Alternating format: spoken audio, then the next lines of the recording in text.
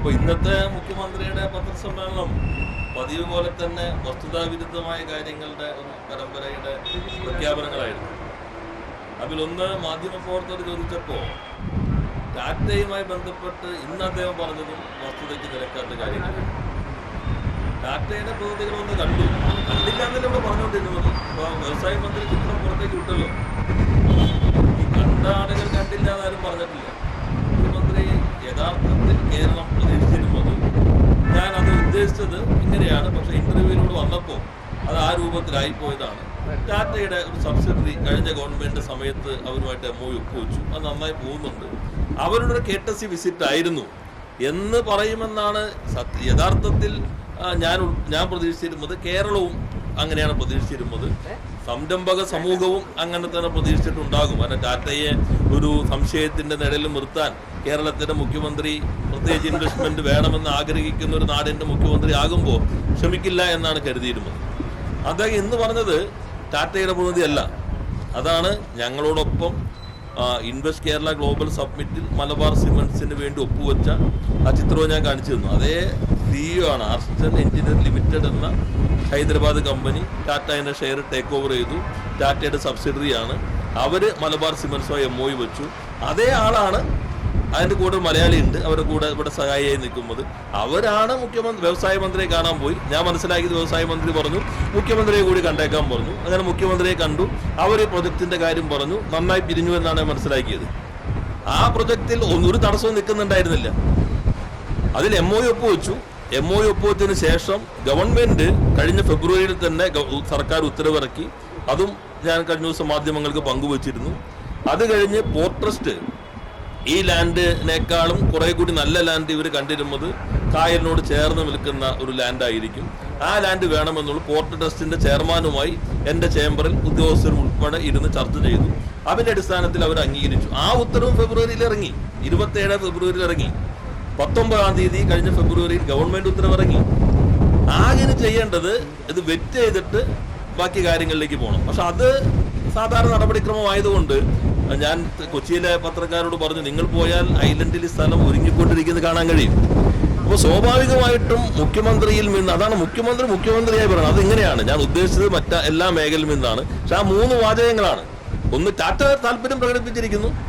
V are going to provide the land, 10,000 crores investment. ഇതാണ് അദ്ദേഹത്തിന് 3 വാചകവും കണ്ടിന്യൂറ്റിയാണ്. വേറൊരു ആശയക്കുഴപ്പമുള്ള ഒരു വാചകം അതിനകത്ത് കയറിയിട്ടില്ല. അപ്പൊ അത് അന്ന് അങ്ങനെ പറഞ്ഞു പോയപ്പോ സ്വാഭാവികമായി വന്നതാണ്. ഇതാണ് കാര്യം. ടാറ്റയെ ഉൾപ്പെടെ കൊണ്ടുവരണമെന്നാണ് ഞങ്ങളുടെ ആഗ്രഹം. കഴിഞ്ഞ ഗവൺമെന്റ് ശ്രമിച്ചിട്ടുണ്ട്. ഞങ്ങൾ ആ ശ്രമം തുടരുമെന്ന് പറഞ്ഞാൽ നാടിന്റെ പൊതു താല്പര്യമായി. അതിനു പകരം വീണ്ടും ഈ വീണെടുത്ത് കിടന്ന് ഉരുളാൻ നുണകൾ തന്നെ ഉത്പാദിപ്പിക്കുന്നത് മുഖ്യമന്ത്രിക്ക് അത്ര ചേരുമ നടപടിയല്ല എന്നാണ് ഒന്നാമത്തെ കാര്യം. 2, വഖഫുമായി പറഞ്ഞ എല്ലാം നുണയാണ്. നിങ്ങൾ മാധ്യമപ്രവർത്തകർക്ക് മുമ്പിൽ എങ്ങനെയാ ഇത്രയും ആധികാരികമായി പറയാൻ പറ്റും? ഇംഗ്ലീഷും മലയാളത്തിലും പറഞ്ഞ നുണയാണ്. മലയാളത്തിൽ മാത്രമല്ല ഇംഗ്ലീഷിൽ പറഞ്ഞതും വസ്തുതാവിരുദ്ധമായ കാര്യമാണ്. ഒരു മുഖ്യമന്ത്രിക്ക് എങ്ങനെയാ പറയാൻ പറ്റുന്നത്? വഖഫ് ആക്ടുമായി ബന്ധപ്പെട്ട സുപ്രീം കോടതി തള്ളിയില്ലോ,